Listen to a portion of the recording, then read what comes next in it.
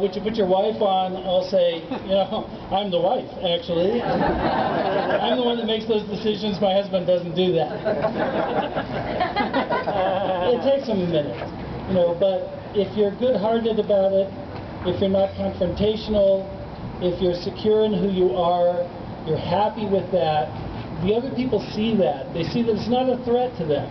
They realize that who you are, it's not going to bother them, you know, and that changes something internally in a significant and powerful way. So I'm telling you that this movement that is happening right now, it began longer ago than 40 years ago, but it really began 40 years ago, and it's culminating today. I see it happening. It's a wonderful thing, and you, each one of you, make a powerful impact. When Kevin Bacon said there were 6 degrees of separation, he didn't have a clue, because there aren't 6 degrees. It's more like 2 or 3 or 4. Through the people that you know and the people that they know, you touch every life in this country. So when you're happy and secure with who you are, and you're willing to share your life, your family with other people, it makes an impact that can't be denied. Just the other day on Twitter, I tweet.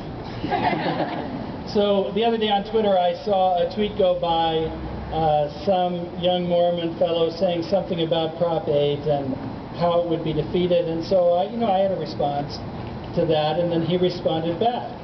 It would have been really easy to just sort of knock that off and forget about it, you know, or react to what I perceive to be his values. But instead, I sent him a tweet and said, look, let's have a conversation offline.